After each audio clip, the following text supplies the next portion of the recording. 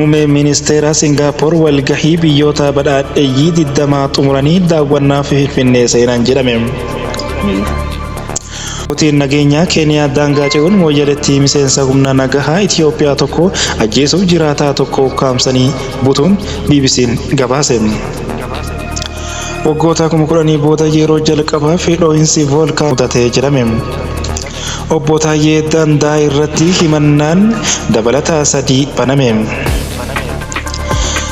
Haleellaa Beenshaangul Gumuzitti hidhattoota 5 raawwatame jedhameen namoonni 40 olii ajjeefamuu himame.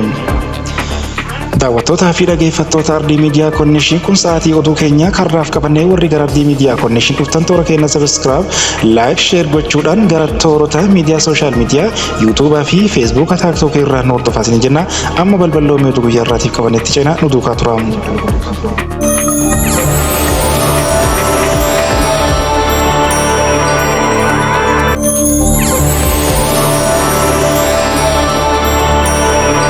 Muummeen ministeera Singaapoor walgahii biyyoota badhaadheeyyii 20 xumuranii daawwannaaf Finfinnee seenan jedhame. Muummeen ministeeraa fi ministeerri mallaqaa Singaapoor Liwaareenis Wangii walgahii biyyoota badhaadheeyyii garee 20 Afrikaa Kibbaa Johannesburgitti qophaa'ee ture hirmaataniin erga xumuranii daawwannaaf Finfinnee seenan jedhame. Muummeen ministeeraa Abiyyi Liwaareenis Wangii wayitaa boolee buufata xayyaaraa gahan achitti argamuudhaan simatanii jiran. Abiyyi fuula miidiyaa hawaasaa isaaniitiin daawwiin kun walitti dhufeenya biyyoota lameenii guddisuu fi dabalees tumsaawwan biyyoota lameenii jidduu kan cimsuu fi murteessaadha jedhan.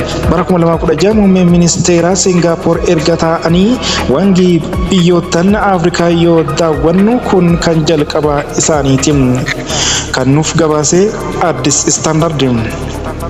Oduu itti aanutti yoo ceenu humnootni nageenyaa Keeniyaa daangaa ce'uun mooyyaleetti miseensa humna nagahaa Itoophiyaa tokko ajjeesuu fi jiraataa tokko ukkaamsanii butuun gabaafame. Humnoonni nageenyaa Keeniyaa daangaa Itoophiyaa qaxxaamuruun magaalaa mooyyalee ganda boolee yookiin duwwaa lamatti obbo Abduubaa Waariyoo diidaa bulchiinsaa fi nageenya gandichaa ajjeesanii jiraataa magaalaa mooyyalee biroo Waariyoo Gurraachaa jedhamu ammoo ukkaamsuun jiraattonnii fi aangawootni magaalattii Addis Standarditti himan.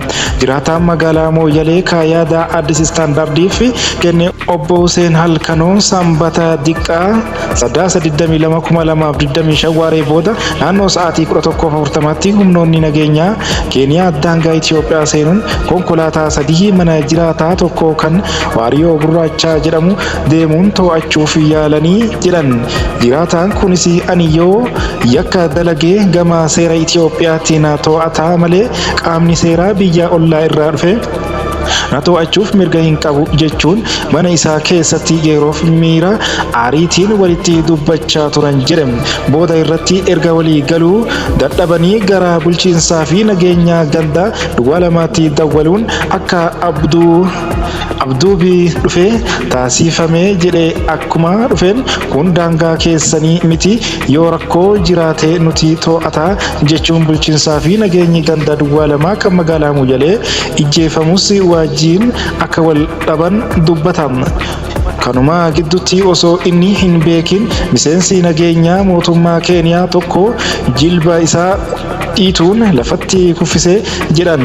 Kana boodas yeroo kanatti shugguxiin isaa waan jalaa bu'eef osoo inni hin fudhatin shugguxii isaas jirumaan fudhachuun bakka itti kufee osoo ka'aa jiru rasaasaan ijjeesuun nama lammaffaa kan Waariyoo Gurraachaa jedhamu ukkaamsanii fudhatan jedha obbo Huseen kan gabaase Addis Standard.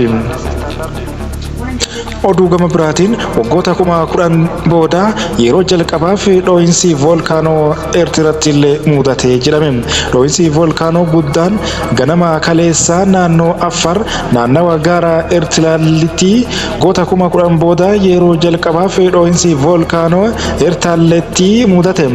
Dhoohinsi voolkaanoo guddaan ganama kaleessaa naannoo Affaar naannawa gaara Eertiraatti waggoota 10 booda mudate jedhame sagalee kana dura dhageessisee hin beekne dhageessisuu fi kirkira lafaa uumuu jiraattonni himan. Sagaleen isaa baay'ee nu rifachiise sodaa keessa nu galche jechuun TV naannichaa Affaar TV itti jiraattonni tokko hime. Afgaa fi bilbilaan TV'n kun taasise akka agarsiisutti sagaleen dhoo'insa volkaanoo kan Jibuutii, Tigraay akkasumas magaalota naannoo Walloo dabalatee fageenya irratti dhagahame. Dhaabbanni oduu Neezerlaandii BON News dhaabbilee hordoffii volkaanoo idil addunyaa waabeeffachuun akka gabaasetti volkaanoo haayilii bubbii kibba baha eertilaayitti argamu jechuun ibsuun tilmaamaman waggoota 10,000 booda yeroo jalqabaaf ta'uu hime. Akka gabaasa dhaabbata oduu kanaatti dhoo'insi kun dilbata halkan keessaa naannawa sa'a 2:00 mudate. Giddugalli gorsa haaraa volkaanoo Tolus VAC akka jedhetti osoo hin hir'atiin dura harri isaa gara kiiloomeetira 13.7 ol ka'eera. Vaayis gabaasa haaraa baaseen dhoo'insi kun dhaabbachuu gabaaseera. Gabaasni kan Addis Istaandardi. Oduu biraatiin obbo Taayyee Danda'a irratti himannaan dabalataa 3 baname. Abbaan alangaa dhaddacha har'aa sadaasa 24 dhimma deetaa ministeera nageenyaa fi miseensa mana caffee naannoo Oromiyaa duraanii Taayyee Danda'a ilaaleen himannaa haaraa 3 irratti banuu abukaatoon isaanii obbo Abarraa Nugusee Addis Istaandarditti himan. Himannaan haaraan kun kan irratti baname manni murtii dhaddacha kanaan dura irratti yakka 3 himachuun 2 erga bilisa jedhamanii booda yoo ta'u himata tokko kan meeshaa waraanaa seeraan alaa qabachuu jedhameen yakki itti muramuun beellamamee dhiyaateera. Obbo Taayyeen dhimma sana keessatti himannaa lamaan hafan irraa yeroo dhumaaf mana murtiitti kan dhiyaate bilisa baheera. Abukaatoon isaa akka jedhanitti abbaan alangaa yaada murtii dhiyeessuu dhiisee himannaa dabalataa 3 qabatee dhiyaateera jedhan. Kanaanis yaada ittisaa fi jijjiirama adeemsa kanaa dursee hin beeksifne jedhan. Akka abukaatoon isaa jedhutti himannaan dabalataa 8 isaaniyyuu yaada obbo Taayyeen dhiyeenya miidiyaa Horn Conversation jedhamu irratti afgaaffii taasisaniin irratti kan hundaa'edha.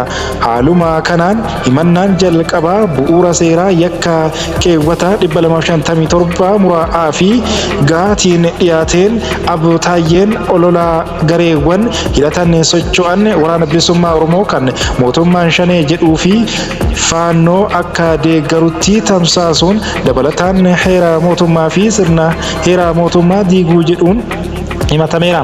Abbaan alangaa dubbiin inni gaafiif deebii kanarratti dubbate humnoota mootummaan diina jedhee moggaasee wajjin garaagarummaa hin qabu jechuun himateera. Gabaasni kan Addis Istaandardiiti. Oduu itti aanuun haleellaa Beenshaangul Gumuzitti hidhattoota shaneen raawwatame jedhameen namoonni 40 olii ajjeefamuu himame. Naannoo Beenshaangul Gumuzii aanaa Buleen Gandaa Bakkujjiitti haleellaa dheengaddaa sadaasa 22 bara 2025 hidhattoota shaneen mootummaa jedhee waamuun raawwatame jedhameen daa'imman dabalatee namoonni 40 olii ajjeefamuu jiraattonnii fi aangawoonni himan.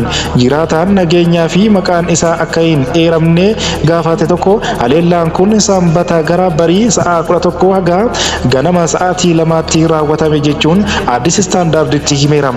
Qaamonni haleellaa raawwatan mana tokkoon seenanii ajjecha raawwachaa turan kan jedhu jiraataan kun maatii tokko keessa hanga namoonni 5 ajjeefamaniiru jedhan. Haleellaan namoota nagaa irratti xiyyeeffate kanaan lakkoofsi namoota du'anii 44 ga'uu akka danda'u kan himan jiraataan kun haleellaa kanaaf hidhattoota shanee itti gaafatama taasisan. Itti dabaluudhaanis haleellaan kun rasaasaa fi meeshaa qaraa qabaniin raawwatamuu ibsuun gocha suukanneessaa ta'uu jechuun ibsan.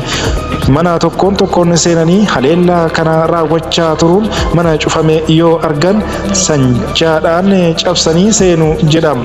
Gabaasni Addis ifama gabaasni kun kan irraa arganne Addis Standardii fi BBC irraa daawwattootaa fi dhaggeeffattoota Ardii Miidiyaa Koorneeshin oduun keenya karraaf qabannee kanuma hanga oduu biraa qabannee dhiyaannutti nagaatti.